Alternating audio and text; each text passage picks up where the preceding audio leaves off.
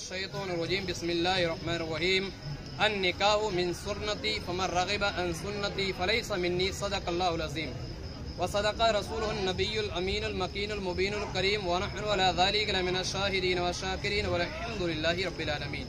अज़ीज़ान मोहतरम, अभी जो भी जैसे हमने ये निकाह पढ़ाया तो हमने भी कहा अन निकाह मिन सुन्नती फमन रगिब अन सुन्नती फलैसा मिन्नी, और जो भी काजी निकाह पढ़ाता है तो ये लफ्ज़ अदा करना ही करना, यानी ये हदीस उसको पढ़नी ही होगी कि अन निकाह मिन सुन्नती।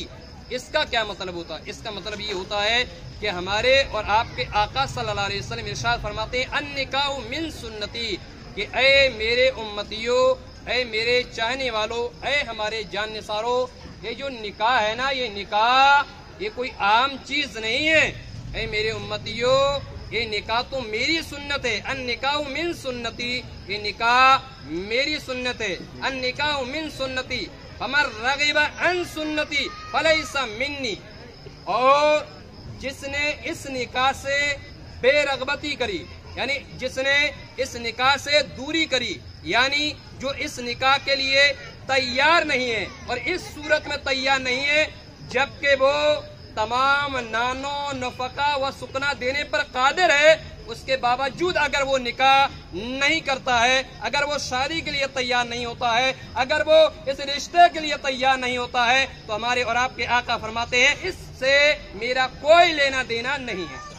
अज़ीज़ान इकराम वक़ार, यानी इस हदीस से हमें क्या पता चला? आका ये फरमाते हैं कि निकाह मेरी सुन्नत है, तो ऐ मेरे मानने वालों, इससे दूरी मत इख्तियार करो, इससे दूर मत भागो, बल्कि इस निकाह के करीब आओ। ऐ मेरे उम्मतियों, जब तुम इस निकाह के करीब आओगे, जब तुम इस शादी के करीब आओगे, तो ये समझ लीजिए कि दुनिया के अंदर जो गुनाहों में मुलव्विस है, जो पूरी दुनिया के अंदर जो गुनाहों के दलदल में लोग फंसे हुए हैं, और जो अमेरिका और रूस जैसी कंट्रियां जो ये चाहती हैं कि मुसलमानों को गुनाहों के दलदल में फंसा दिया जाए और इनको गुनाहों के दलदल में दबोच दिया जाए, अज़ीज़ान इकराम वक़ार, और इनकी साजिश सिर्फ ये है कि निकाह से बेदूरी किया जाए, यानी निकाह से दूरी इख्तियार किए जाए। लेकिन हम अल्लाह रब्बुल इज्जत के मानने वाले हैं, हम रब के बंदे हैं, और हम हुजूर अलैहिस्सलातु वस्सलाम के उम्मती हैं,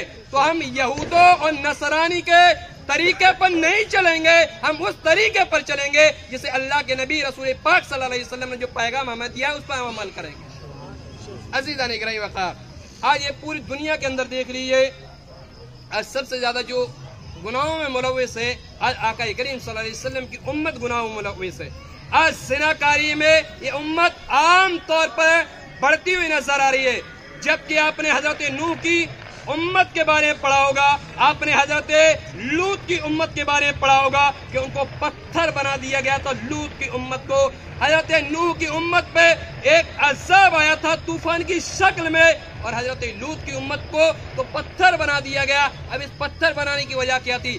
पत्थर बनाने की वजह सिर्फ और सिर्फ ये थी कि ज़िनाकारी आम हो गई थी, ज़िनाकारी आम हो गई। जाहिर सी बात है कि जब एक लड़के की उम्र अगर 20 साल की उम्र में, 22 साल की उम्र में, 18 साल की उम्र में अगर शादी कर दी जाए तो ये गुनाहों से बच सकता है। अगर 40 साल की उम्र तक अगर औलाद को बिठाए होंगे और वो ऑफिसों में जाएगा, तो अगर मुंह काला नहीं करेगा तो और क्या करेगा?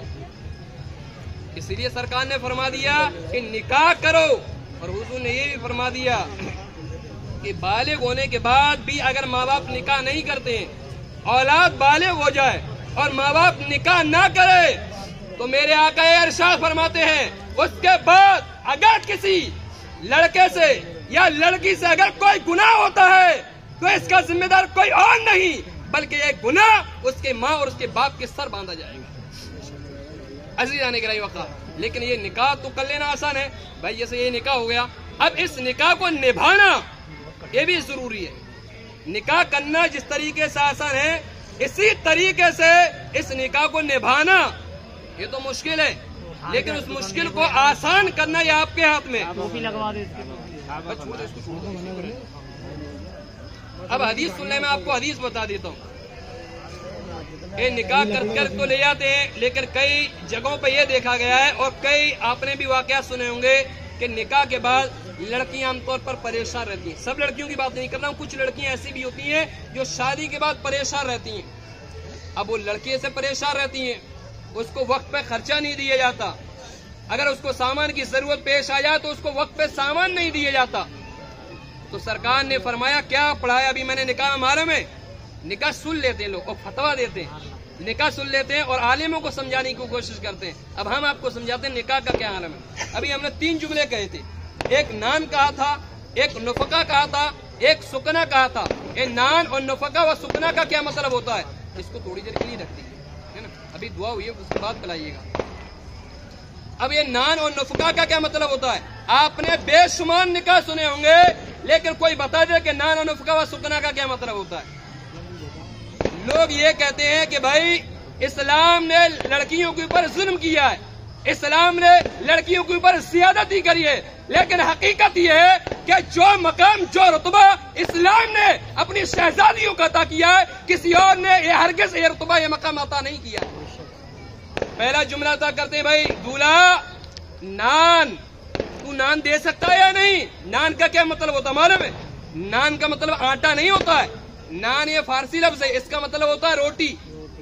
नान का क्या मतलब होता है, रोटी।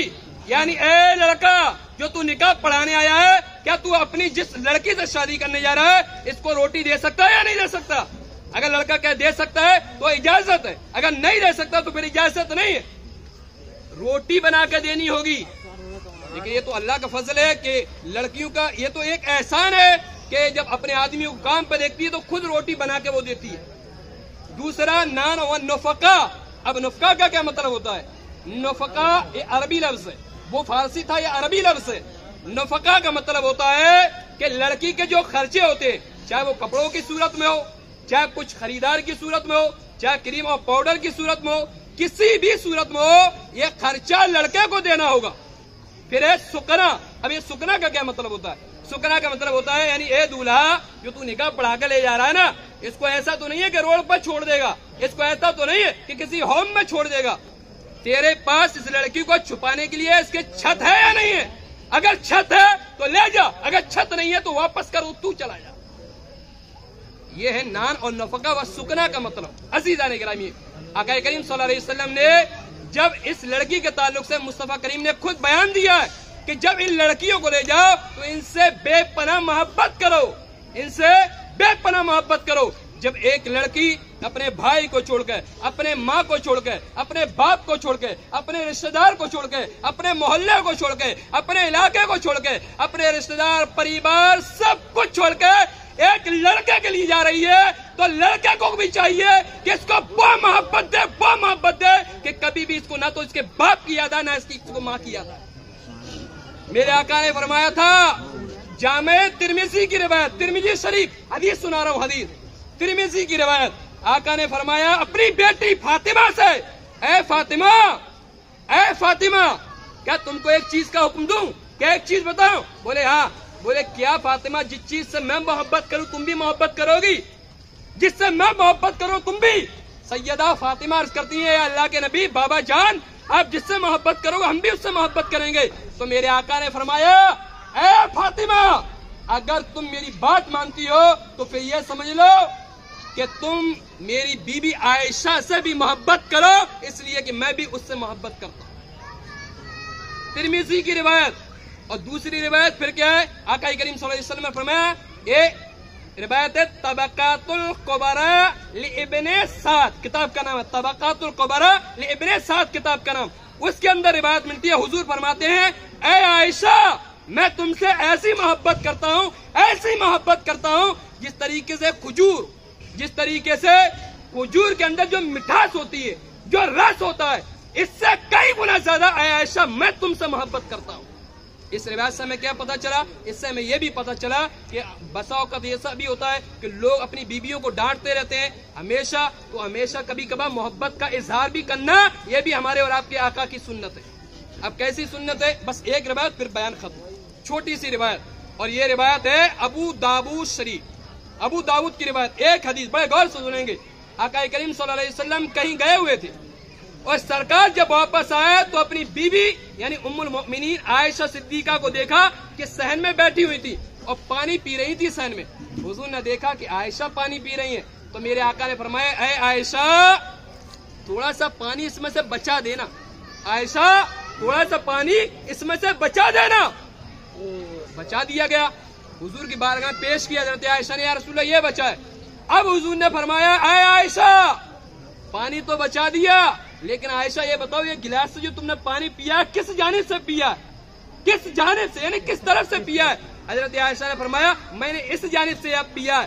میرا اور آپ کے آقا صلی اللہ علیہ وسلم ابو داؤد کی روایت ہے کہ حضور نے ادھر ہی سے پانی پیا جدھر سے حضرت عائشہ کے ہونٹ لگے. اس سے کیا مطلب؟ بہت سے گھروں کے اندر جو پرانی ریتی رواج ہے نا کہ اگر آدمی اگر بیوی کے ساتھ کھانا کھا لے تو یہ سمجھو پورا گھر اچلیں گے. ایسا ماں باپ پورا گھر ارے یہ تو بیوی کا غلام ہو گیا, یہ تو بیوی کا غلام ہو گیا, ارے یہ تو بیوی کے ساتھ کھانا کھا رہا ہے. بیوی کے ساتھ کھانا یہ بھی ہمارے اور آپ کے آقا صلی اللہ علیہ وسلم کی سنت ہے.